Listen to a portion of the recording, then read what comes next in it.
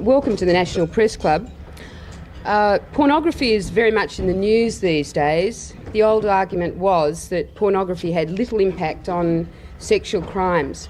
That view is changing. At the forefront of this debate is Dr. Judith Reisman, Director of the Institute for Media Education based in Arlington, Virginia in the United States. Dr. Reisman is in Australia as a guest of the Australian Federation of the Family, ACT branch. It's a very emotive debate, and it's divided communities, and it's even divided the women's movement in many cases. I'd like you to welcome Dr. Reisman. Her topic today is toxic media, pornography, poisoning the family. After Dr. Reisman has spoken, we'll have questions from the media, and then we'd like to throw it open to the general guests who are here. Thank you. Thank you so much. Thank you. Thank you so much. I appreciate the opportunity to be here. Appreciate the opportunity to speak to all of you, and hope that this will be, if nothing else, a lively and challenging hour, and that I will provoke you into some new thoughts, some ideas, some perhaps different ways of thinking about the types of things that all of us, in a way, have kind of taken for granted, almost as the bread on the table and the wine that we drink. I want to thank you for inviting me to your press club, National Press Club, to speak to the members of elected members of the nation's capital, members of the press, and community leaders. I especially want to thank the members of the Legislative Assembly who have given their time to come here to talk or to hear about the issue of environmental pollution, what we call the environmental pollution of our day, toxic media. First, understand that one of the things that I'll be talking to you today about is the fact that we need now to bring our laws up to speed with the rapidly escalating nature of runaway technology, the runaway technology that we really all enjoy today. Law and controls typically lag behind new technologies, and sometimes by 3 or 4 decades.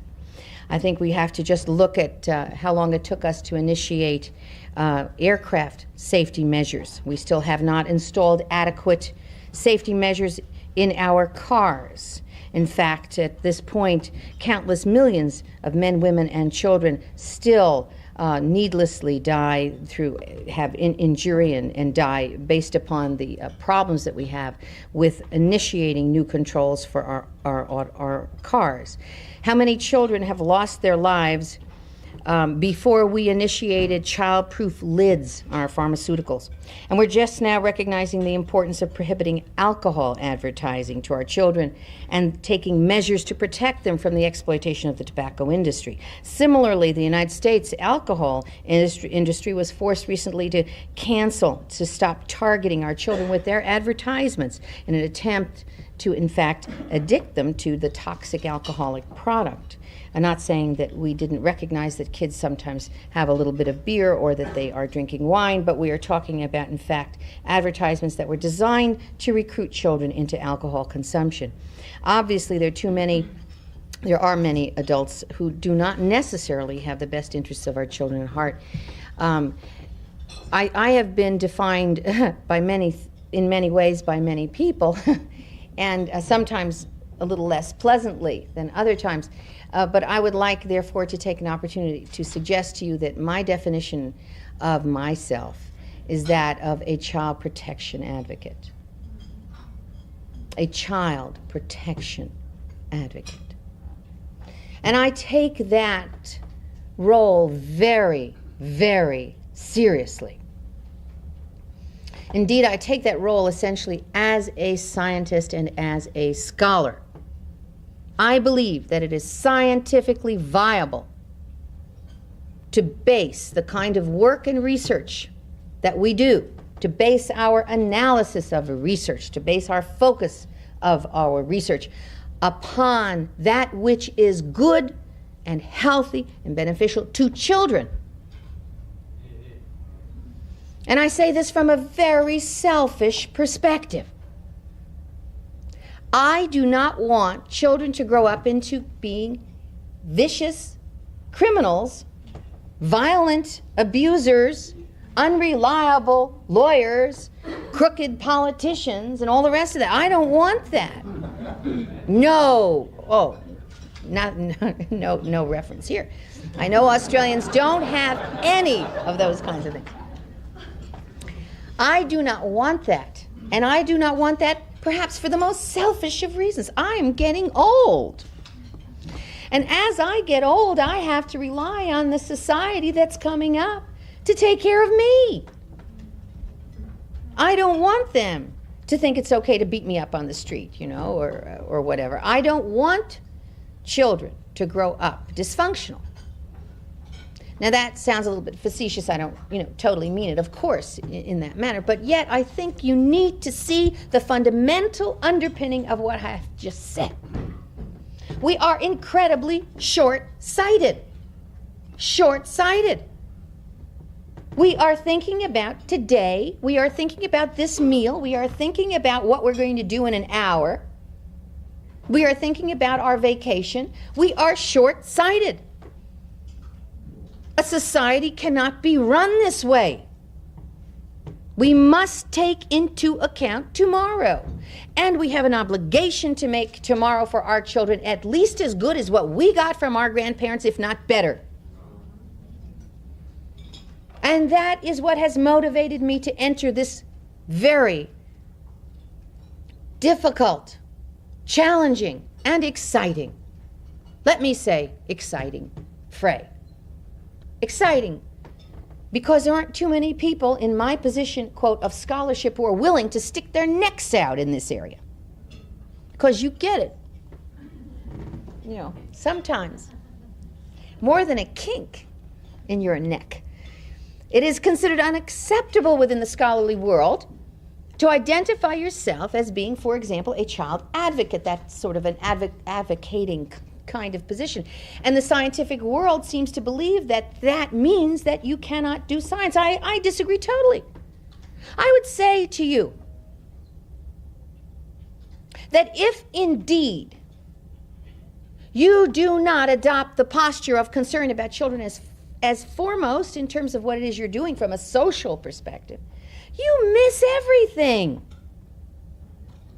And you miss scientifically what you must see in order to make accurate and draw accurate conclusions. I'm not reading my speech. I knew it. I never read my speech. Happens to me every time.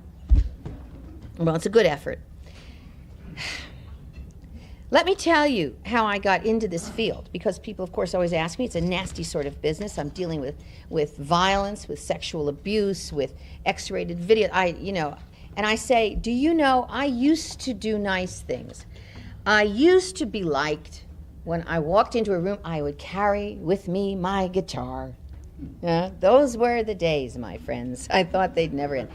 And I would carry my guitar.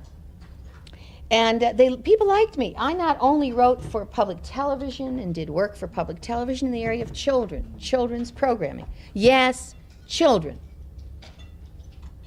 But eventually, and I did other kinds of topical things and politically sort of interesting things for ABC, NBC, CBS in the United States of America. I was considered a talent. I wrote, I produced materials for network television. But the greatest honor that I had as a musician, the greatest thrill, the most exciting thing that happened to me was when indeed I was selected to be one of a team of very, very few people who worked for a program called Captain Kangaroo on CBS television. I don't know how many of you ever heard of Captain. Captain Kangaroo won more awards and more honors than any other children's program in the history of American television. It was a highlight for our time.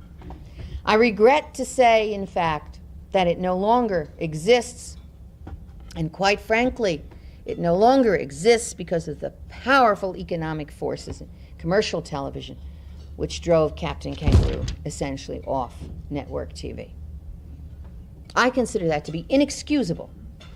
And to be perfectly honest, if I wasn't so concerned about pornography and X-rated materials and violent materials and the way they affect our children, I would be going around everywhere talking about the quality of children's television, the fact that a program like Captain, which had established itself across the nation as beloved by American children and by American families, that this would be removed for commercial interests. Inexcusable. Do you agree? Inexcusable to my mind. Just as inexcusable is the kind of abusive, assaultive, mindless, cruel, sexy violence that I am seeing on I'll talk about American television in just a minute, but this particular material on Australian television. When I came here, I had absolutely no idea that you had things like Total Recall being shown on Australian television. But let me get back again to why I end up here at the National Press Building in Australia. While I was working for Captain Kangaroo, I became extremely concerned about the quality of commercial television that was being promoted to children. And as a result, I went back to university to study. I thought I would look at what are the effects of television violence on children. This is 1976, as I recall. And I thought that there wasn't really anything out there. I was going to read and I was going to research and I was going to get involved in this area. Lo and behold, when I went back to university to do my PhD degree at Case Western Reserve University, after having worked, by the way, for the Cleveland Museum of Art, the Milwaukee Public Museum, Skirball Museum in Los Angeles, doing great works of art through music for children, a whole broad spectrum of other things, I went back to university, and I realized, after taking a look at the literature as part of my communication studies, wait a minute, the data has been loud and clear since 1972. We had the Surgeon General's Commission on Television and Aggression, and it absolutely identified hundreds and hundreds and hundreds of studies by people who didn't focus on children, by people who weren't child protection advocates. They were simply scientists addressing the issue of television and aggression. And these studies conclusively established in 1972 that the viewing of television violence does precipitate aggression across the board in viewers. And yes, for vulnerable children, it increased aggression significantly more. But yes, across the board, we are talking about an aggression being seen that was precipitated even in, quote, normal and well-balanced children. There was a heightened problem of aggressivity even in those children. Taking a look at these data, I thought, I don't want to reinvent the wheel. This is already here. But why haven't I known? I'm in the media, said I to myself. I read the newspaper. I am concerned about children. How come I didn't know about the Surgeon General's report on television and aggression back in 1972? And the more I read about the coverage of these reports and the more I read about the coverage of the data at that time, the more concerned I became that we were talking about censorship in my nation in the mass media. Censorship. And I thought, could this be possible? This isn't the Soviet Union. I read about censorship in the Soviet Union. This is the United States of America. Could it be possible that our press, that our television, that our channels of information delivery really are not permitting this kind of information to come out to the public? Or is it just that I haven't observed it? I just haven't paid attention, perhaps. With that in mind, I began to attend to the information in these areas across the board. In the process of doing my work at the university level, and mind you, I had gone back as a very mature woman. I was 40-some years of age. I'm trying to remember 40 what years of age, but anyway, I was older. At that time, I thought I was old. Now I think I was a kid, you know. Anyway, I was very concerned, but I was doing other kinds of research, and lo and behold, just in sort of inadvertently at that time, I fell upon, if you will, images of children, sexual images of children, in a very popular magazine that people were using reasonably commonly at that point. This is late 1970s. How many of you have heard of a magazine called Playboy? Anyone here not heard of it? After all, this is the National Press Club, you know. You're up on those things. And I had always understood Playboy to be sort of a girly magazine. I didn't approve of it particularly. I thought it demeaned women. I thought it set up fantasies. I thought it presented women as unreal sexual creatures. It focused on youth. I had all those kind of standard responses, and I thought it wasn't a particularly nice thing to have, you know. But I had never in my wildest imagination thought that a magazine like Playboy, which I knew people, you know, had in their homes, and I knew of folks that had it, that a magazine like Playboy would be promoting child sexual abuse, that it would have child pornography. I know I see some shaking heads. Impossible. Yes, indeed. That's what I thought. And in reviewing that material, I found that not only were children being described in cartoons in sexual scenes, that is, children in bed with an old man, half naked, talking about incest being something that's appropriate between, you know, gee whiz mom, that's Uncle Bill and I are playing a game called Consequences, you know, a nude child with an old man. Another one, you call that being molested, with a little girl tying up her dress as an old gentleman in a robe is standing with after the fact cigarette and so forth, and on and on and on. Not only that, but photographs. As a matter of fact, so much so that I appeared on the Today Show in the United States, and Jane Pauley, I don't know if you're familiar with Jane Pauley, anybody here? Well, anyway, it's our famous Today Show hostess, whose husband is a man named Doonesbury, does a major, I mean, his name is Doonesbury, but he does a cartoon column called Doonesbury. Put these pictures up on the screen on the Today Show in the United States. A little girl, nude, with nursery rhyme sheets across her feet, and Raggedy Ann doll saying, naturally she digs forceful father figures, come on strong, Big Daddy. Playboy magazine, November 1971. Well, I had been coming across these things, and I wrote a paper, and I presented that paper in Wales at the British Psychological Association Conference on Love and Attraction. Whilst at that conference, I sat and chatted with a Canadian psychologist and his wife. She was a nurse. And in the process of chit-chatting a little bit, they asked, of course, they had seen my paper, the proposed paper on the roster, and they were a little bit intrigued. And the husband said, well, you know, there are no children in Playboy. And I said, well, he said, if there were, I would absolutely object to that. I would be infuriated, but there are none. And he said, if there were, I would think, you know, this was an aspect, as you suggest, of child sex abuse, but there are none. So I said, well, how do you know? And so he said, well, you know, I look at it occasionally. And his wife said, you look at it regularly. And he said, no, I look at it occasionally. And she said, you get it every time you go in the airplane. And that's often enough. And he said, no, I don't. She said, yes, you do. And then he said, well, anyway, he said, I only read it for the articles. And she said, you look an awful long time at the pictures. At which point he turned to her and he said, well, you like it too. And she said, no, I don't. I have told you I don't. And I thought, you know, this is a problem in communication. And maybe it's even more serious than that.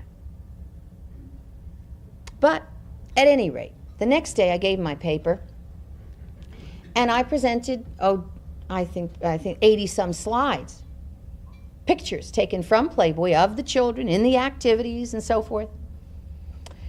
At the end of the presentation, the Canadian psychologist, who I wish I remembered that man's name now, because he became the man who changed my life. The Canadian psychologist walked up to me and said, you know, he said, you've convinced me. You can't argue with the pictures. That's true. I see it, and it's there, and those are kids, and those are sex scenes, and that is a man, and that, you know, there's no argument here. He said, I cannot believe that I missed this He said, this is what disturbs me. What kind of paralysis, he said, what kind of denial process was I going through? He said, I'm the father of 3 daughters. That bothers me, he said. I said, it bothers me too. And then he said, but you know what? He said, let me tell you something. He said, if you really want to deal and to address the issue of child sexual abuse, he said, you have to go back and take a look at the Kinsey reports. And I said, why?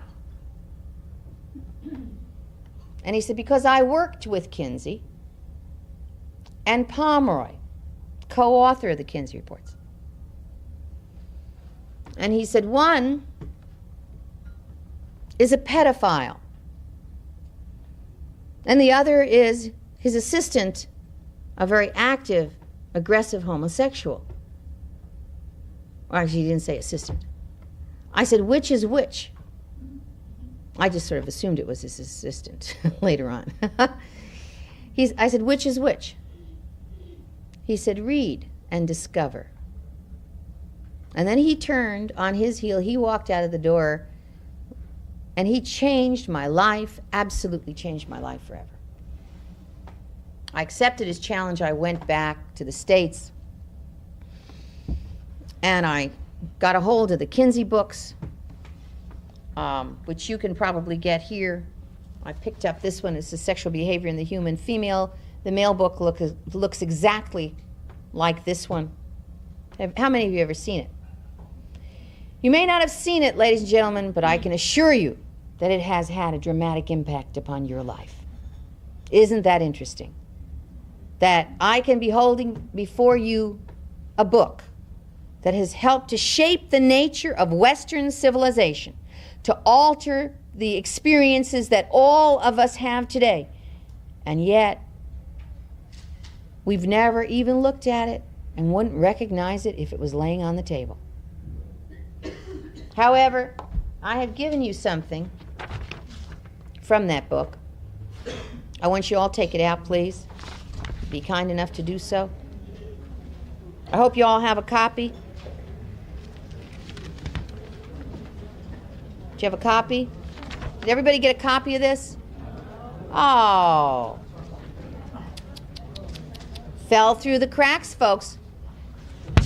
Well, then, while you're getting that, I'll skip, because I want you to have this in your hand when we talk.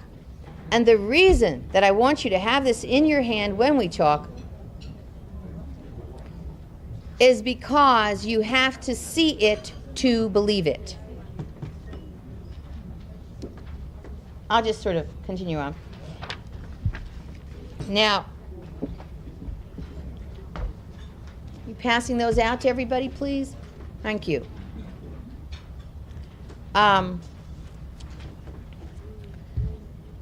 Indeed, the Canadian psychologist is then over there.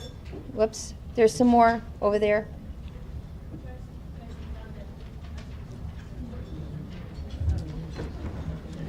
Let's see. Margaret, you want to signal me at a half hour and then at 15 minutes? Yeah.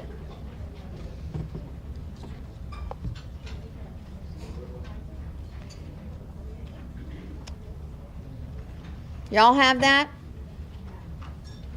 See, do you have one down here? You folks, do you have a copy? In the corner here? Yeah. Okay. Got a copy of the chart? Graph? Good. Thank you. Good. Wouldn't want you not to have it. Okay. Now,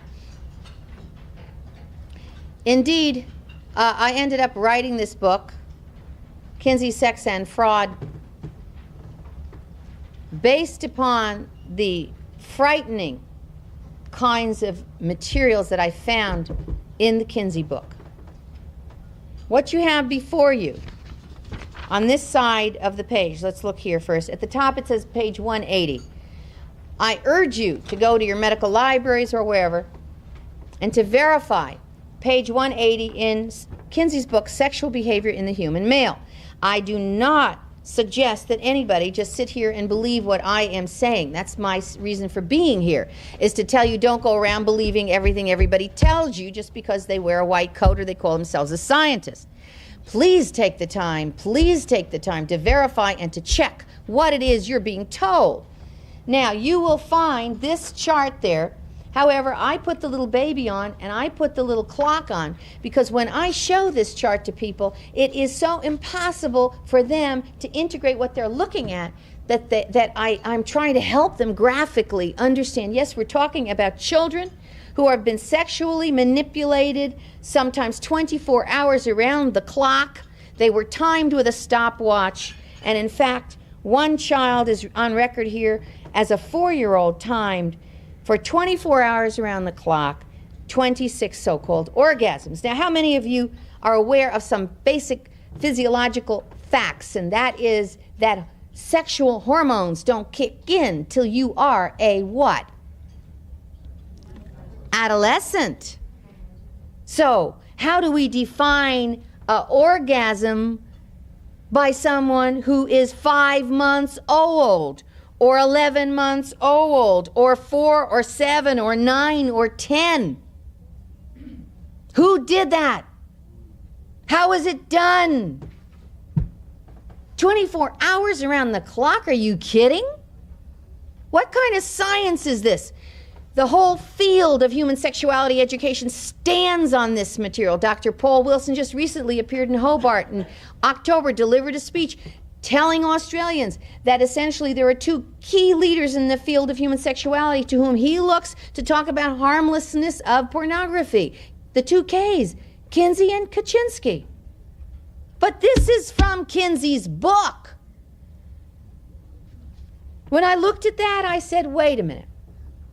Excuse me, teacher, but this does not compute. Table 34, examples of multiple orgasm in pre-adolescent males, some instances of higher frequencies. When I appeared on the Phil Donahue show to talk about this book, Phil Donahue had brought in a representative to defend the Kinsey Institute, that great, how many of you know about the Kinsey Institute? Anybody here? Okay, all right. Planned Parenthood, our Planned Parenthood, your, what is it, Australian Federation for the Family, I don't know if you have I'm sorry, excuse me, family planning, excuse me. Sorry, no offense, man. No offense taken. Okay. These are all groups that come out of the Kinsey Institute and come out of the human sexuality. Kinseyan delivery of information comes out of the Kinsey Institute. Okay, now, when I looked at this, I said, wait a minute, we've got a problem. Scientifically, if you will, we have a problem. I need to know. Where did your subjects come from? I need to know. Who did your research? Who did your survey? I need to know. How can they verify these data? That's what science is. If you cannot replicate it and if you cannot verify it, it ain't science. You may call it anything you want to call it. Call it phrenology. You used to measure intelligence by the size of the head and cranium and the bumps. Call it alchemy. Call it magic. Call it what you want to call it. But please don't call it science. I have a love for science because it helps us get to the truth. And so I wrote to the Kinsey Institute and I said, could you please tell me what was your scientific protocol in order to come up with these data on these children? There were 317 infants and children, I said, and they have been recorded in their orgasmic activity. What was your scientific protocol? And what happened to the children? Basic scientific question. You got a group of subjects. Hey, what happened to the children? Did you do follow-up? Please send me a list, name, addresses. I want to get in touch with those kids. I received a letter back from Dr. Paul Gebhardt, who was at the time director of the Kinsey Institute, a respected man in the field of human sexuality, a leader. I can assure you if I went to your textbooks on human sexuality right now, I would find Kinsey, I would find Gebhardt, I would find Pomeroy, I would find John Money, who's in the Journal of Pedophilia. I would find all of these people as authorities from which you draw your opinions and your understanding and your ideas about what human sexuality is all about. So I wrote to Gebhardt and I said, please tell me, what was the protocol? Where are the children? Who did the research? It was a polite letter, though. And he sent me a polite response. He didn't answer most of my questions, which is not acceptable, but anyway. But he did say, he said, we got the children in the back of Kinsey Sex and Fraud Appendix B. I have a reprint of my letter and Gebhardt's response. He said, we got the children from parents. Well, we know that's possible, don't we?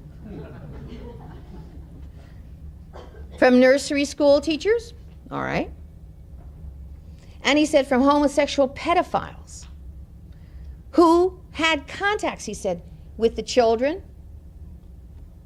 And he said in the research protocol, he said the research methodology, what they did, they used various techniques, masturbatory techniques of the children and so forth, or self-masturbation and so forth, but oral and manual techniques were being used on these infants and children by the pedophiles to get these data. It's the first time, I think, in the history of science that oral genital activity has been used as a research protocol to obtain orgasm data from children to tell the American public what normal sexuality is all about. At any rate, on the Donahue program, that chart that you're looking at was put up on the screen. Now, Mr. Donahue had made, how many of you heard of Phil Donahue? My goodness, gets over here. Mr. Donahue had made the point up front, and I give him a great deal of credit for this, and I'm grateful to him, and I don't mean this facetiously, I am in dead earnest. I am deeply grateful that he did not attempt in any way to mislead the public as to the reason that I was on his program. He was flat out, I don't know if that means that here, but anyway, he was completely truthful here, in the States about this. And he said to the public, he said, I want you to know, I believe in the Kinsey research. I believe in Kinsey. I believe in everything that the Kinsey Institute has done. They have helped me, he said, with my work. And when he was asked, what's the relevance of Kinsey? His reply was, Kinsey was to sexuality what Freud was to psychiatry.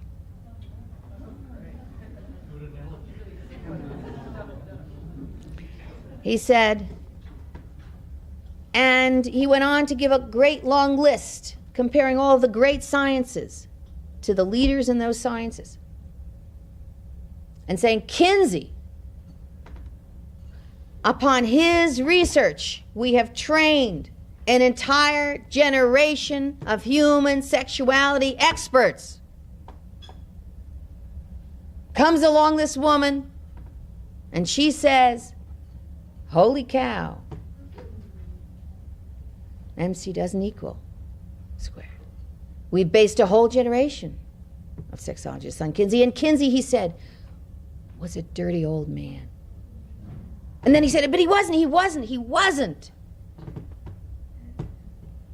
And so you see, he was flat out honest. He told the public that he supported the Kinsey data, that he was not going to believe anything that we had to say. And so when he put this chart up on the screen, and I said to him, tell me, how do you defend these data? How do you defend these data? And he didn't want to put it up on the screen, but he finally did. And I said, and what American defends these kinds of data?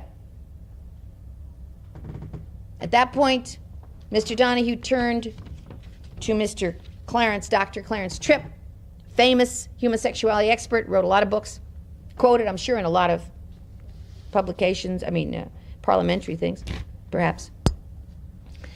And he said, how does Dr. Tripp explain it? He didn't want to explain it. How does Dr. Tripp explain it? And Dr. Tripp said on national television to I don't know how many millions of Americans, yes, Kinsey did it. He said, Kinsey used pedophiles, he said. But they were very well trained pedophiles, he said. He sat there and said it. He said, they knew how to record their thing. He said they used stopwatches. And they knew how to record their thing. And he said, and it's a very good piece of science. It's very important science, he says. And she resents it because they were pedophiles. And my response to that was, she resents it because they were pedophiles. They're raping children, and you're telling me that this is science? He said, let me give you the medical parallel. He said, we didn't know anything about the body properly until people robbed the graves and got the bodies. And I said, you don't go to rapists and ask them if their victims liked being raped and call that science. You can call it an analysis of what rapists think. Fine. You can tell the public this is what a child abuser believes. That's okay. That's science. But don't you dare tell the public that a person who rapes a child can adjudicate for the American public and for the Western world what is normal human sexuality.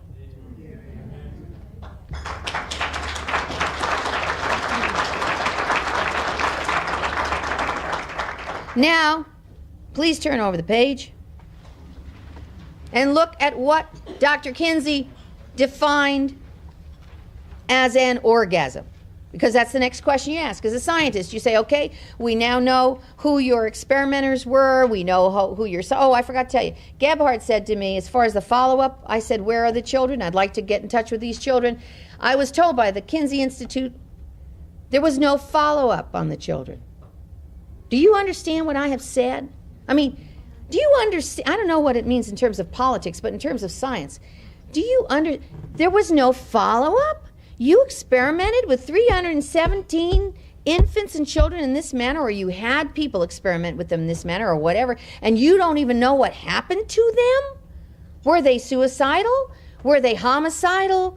Did they commit incest on? What did they do? What happened? He said it was either too expensive or impossible.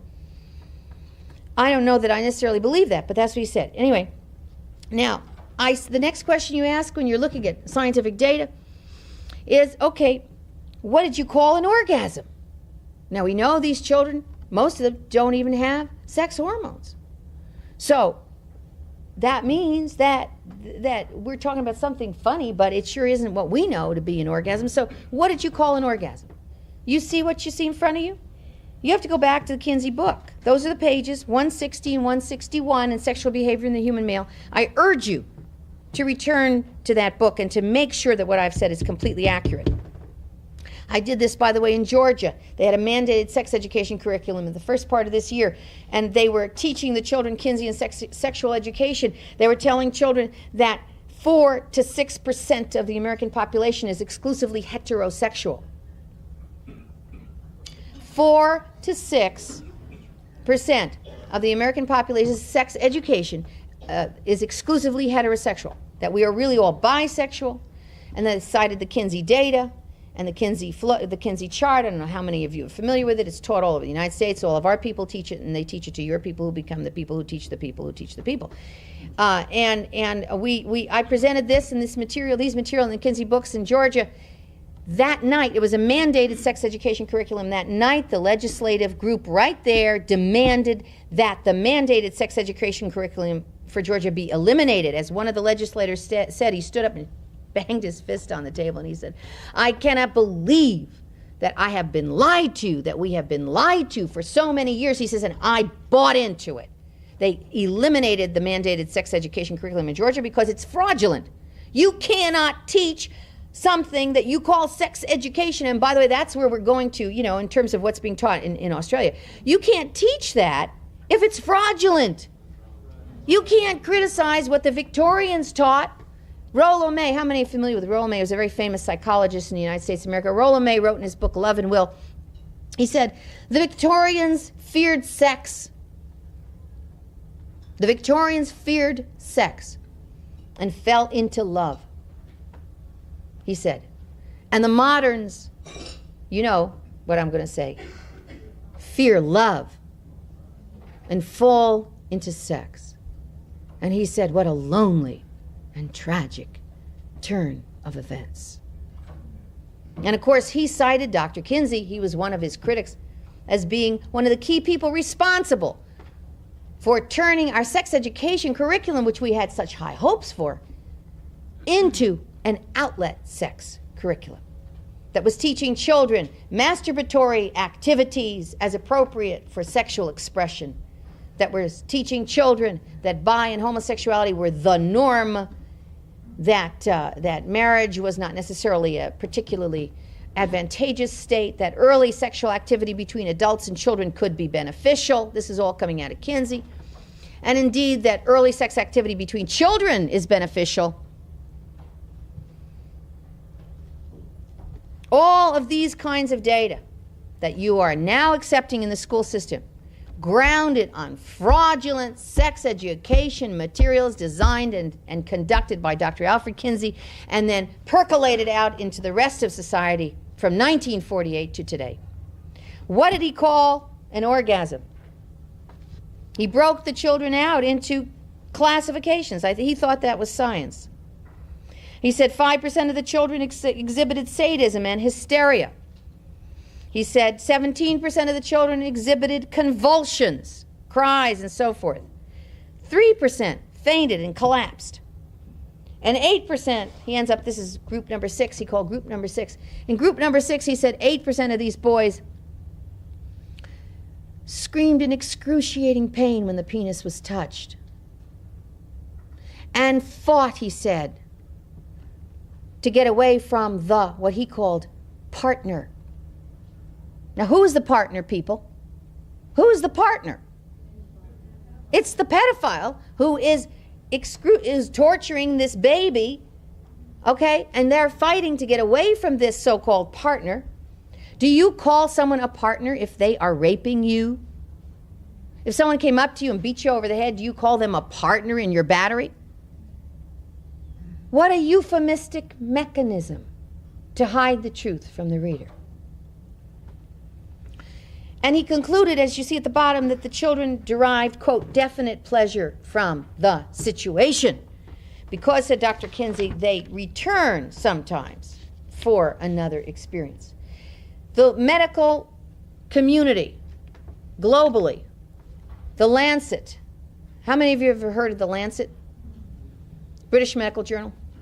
On March 2, 1991, reviewed our book, Kinsey, Sex and Fraud, and said, and I quote, in Kinsey, Sex and Fraud, Dr. Judith A. Reisman and her colleagues demolished the foundations of the two reports.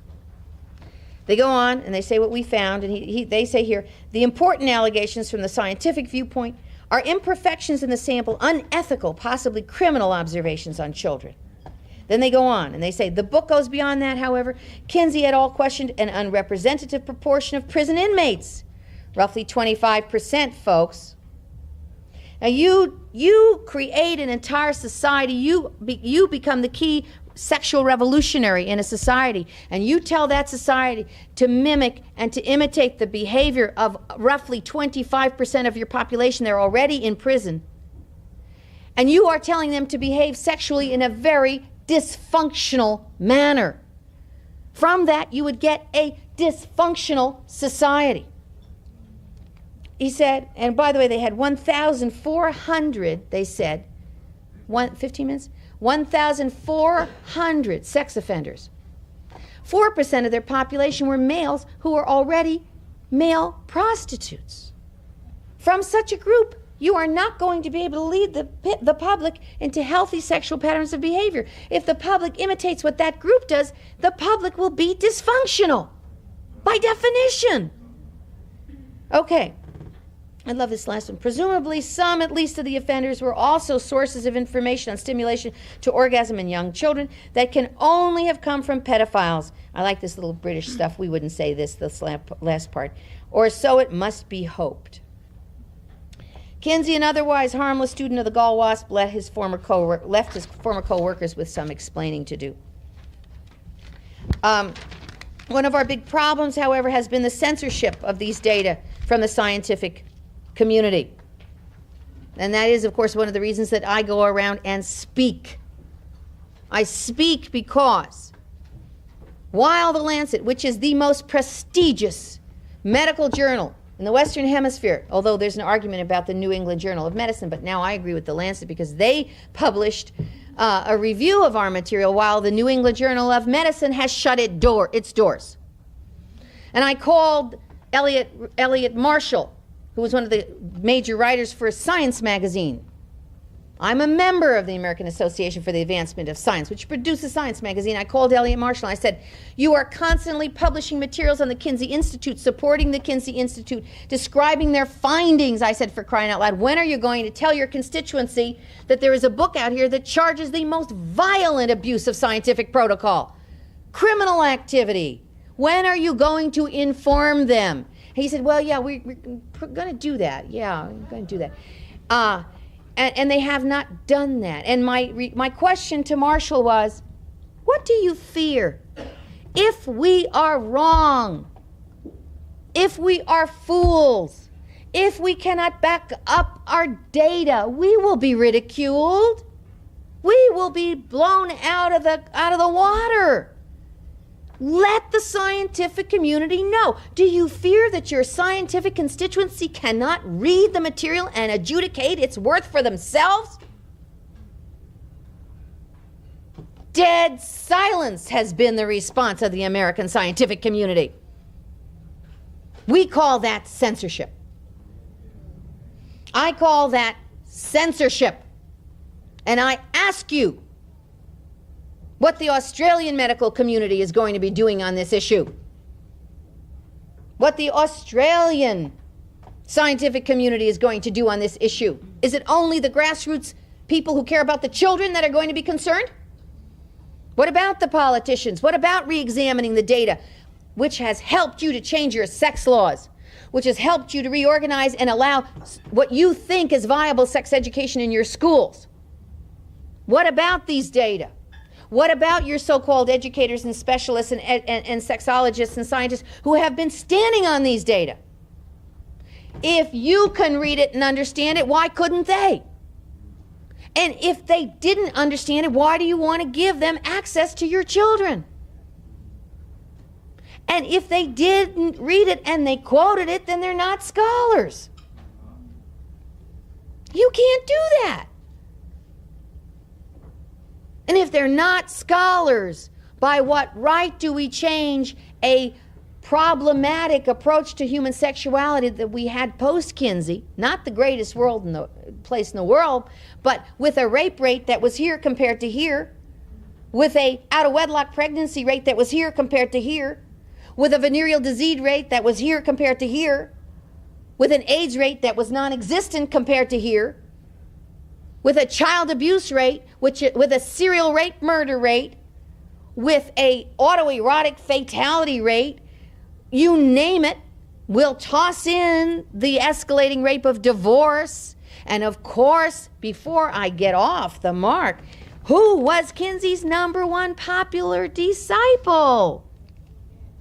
Hugh Hefner. Hugh Hefner was an adult, a virgin. As an adult, he was a virgin back in the 40s, like most of us. Seems impossible today, huh? He was in college. He didn't drink, he didn't smoke. This is according to his testimony. I cover that in Soft Porn Plays Hardball. I talk about this, in this movement out, this escalation out from the one book, from this little... Who would think this would become Playboy?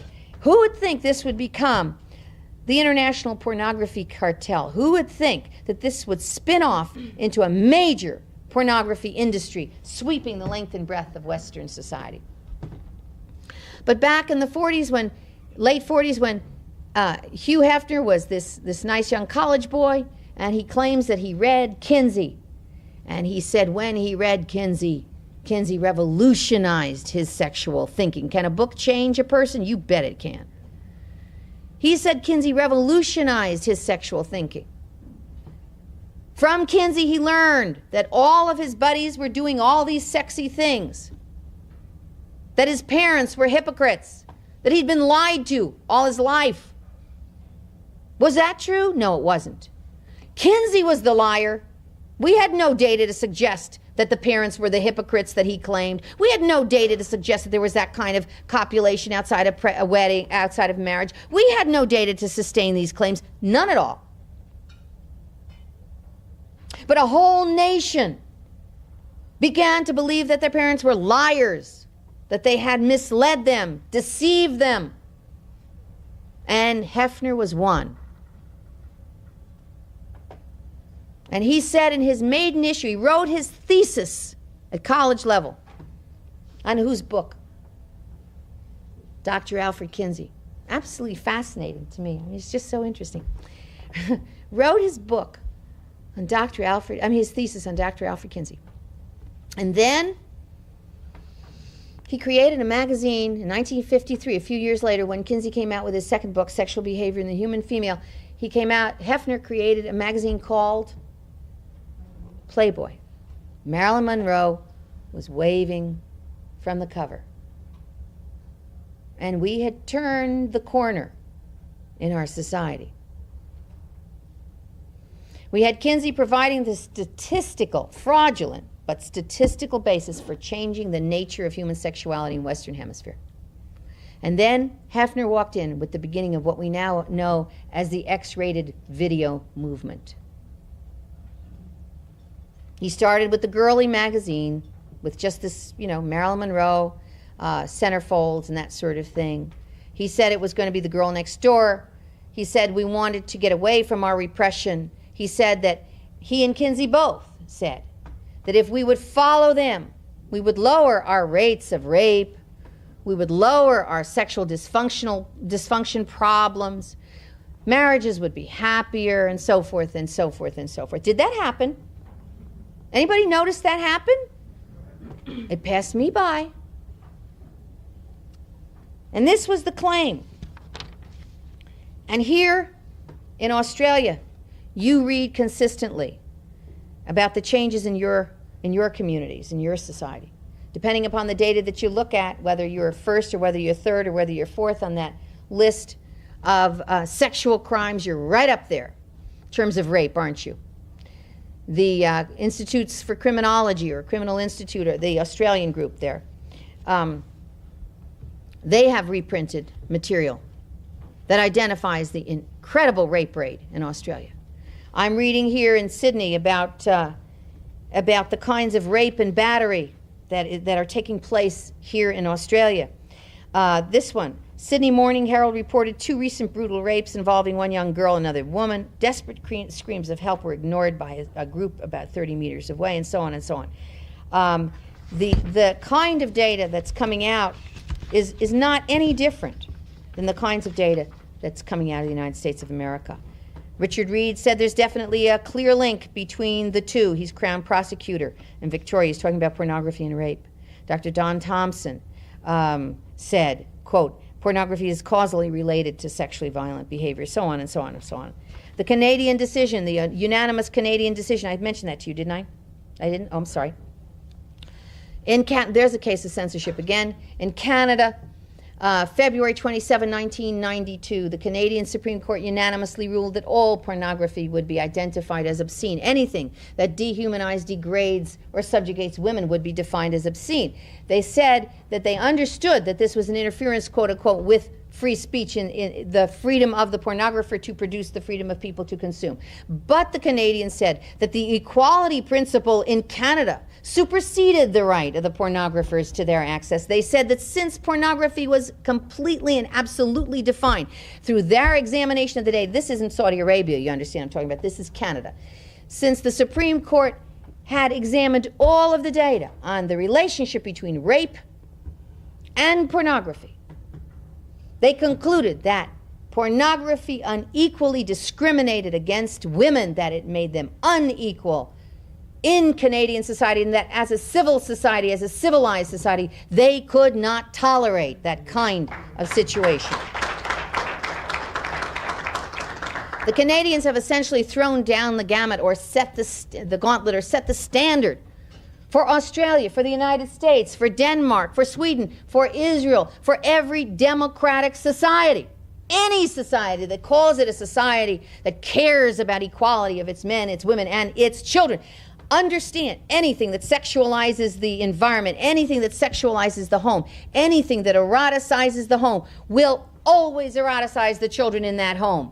It eroticizes the children to each other. It eroticizes the children to the adults. It eroticizes the children in general across the board. And so what we're saying is that there is a reason that you find younger children sexually assaulting their sisters and brothers, cousins, mixed, step parents and stepchildren and so forth doing this sort of thing. Whatever mother allows in the home, whatever mother permits in the home, whether that's on television or in print materials, that eroticizes those children will eroticize them in a way that can absolutely destroy them for the rest of their lives. As a child protection advocate, I want it really clear. I would love to have a society in which everybody got to do every single thing they want to do without doing harm to anybody else. Is that ridiculous or not? Of course it's ridiculous. Whoever gains, somebody loses. That's the way the ball bounces, folks. That's not going to change whether you like it or not. We don't live in Never Never Land. The AO business, that's insane. That is magic. There is no such thing as AO, adults only. You show me where there is such a thing. The television, you have to remember, belongs to the people. I mean, this is that kind of society, is it not? In the United States of America, people are constantly forgetting. They think ABC, CBS, and NBC own the television stations. They think that they own the channels of communication that we call television. They don't. The people own. The people own. I have 2 minutes? 1 minute. 1 minute. The people own the channels of communication. And indeed, they are to be only in the public interest. That which is in the public interest has got to be in the interest of children. I'm told I have to clean it up here and finish. I want to thank you very much. Members of the media who have been here, especially members of the media in Australia who have provided an objective and balanced report on this issue. I want to thank Canberra's dedicated MLAs, the federal members of Parliament, cabinet ministers who greeted me so graciously, and who have shown their incredible concern for the future of Australia's men, women, and children. I would hope that in some small way, even if I have only increased your curiosity, even if I have only gotten you annoyed, whatever I have done, I would hope that in some small, small way, that I will have contributed in some manner to a better life for Australian children. Thank you.